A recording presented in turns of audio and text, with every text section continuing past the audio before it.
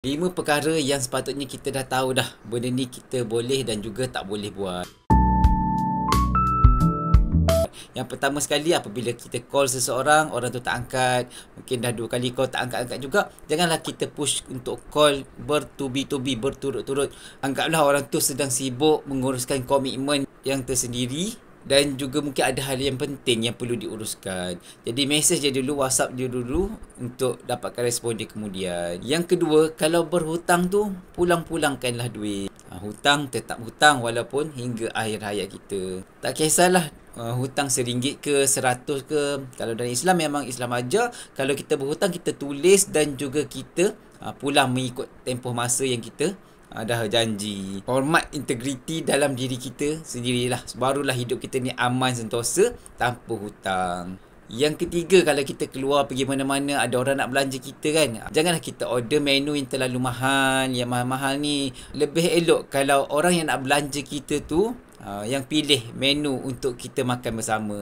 Kita kena ada sifat sensitif lah terhadap orang yang nak belanja kita tu. Yang keempat, elakkan bertanya soalan-soalan yang sensitif. Sebagai contohnya, dah kahwin ke belum? Umur berapa ni? Kenapa tak kahwin lagi? Sampai bila nak jadi andartu ni? Sampai bila nak menduda ni? Sampai bila nak menjanda ni? Tak perlu tanya soalan-soalan yang sensitif macam tu. Termasuklah soalan-soalan macam ni. Belum ada anak lagi, bukan ke dah lama kahwin? Kenapa belum beli rumah lagi? Kan dah umur 40 tahun ni. Itu hal-hal peribadi orang. Janganlah kita terlalu sibuk sangat bertanya.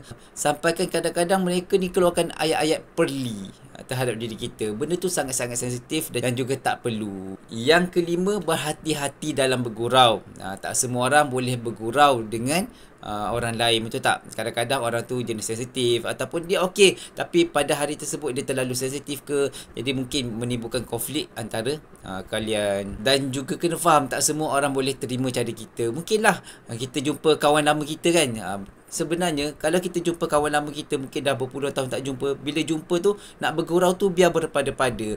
Kadang-kadang kita ni dah tak sama dah dengan kita yang semasa remaja dulu.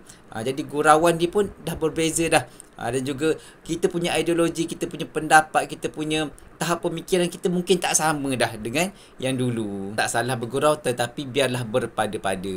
Dan juga apabila kita dah melakukan kesilapan, hendaklah kita meminta maaf. Janganlah kita ni ego sangat, kita pula maki dia, aku gurau sikit je, tak boleh dah sekarang ni. Kita cakap macam tu. Tapi lazimkan diri kita untuk meminta maaf. Sebabnya kita ni manusia yang emosi kita ni berubah, betul tak? Sentiasa berubah. Kejap-kejap kita ni ada masalah, kejap-kejap kita ada konflik, kejap-kejap kita happy. Macam itulah manusia. Jadi kita hormat orang lain pun akan hormat diri kita juga, insya-Allah.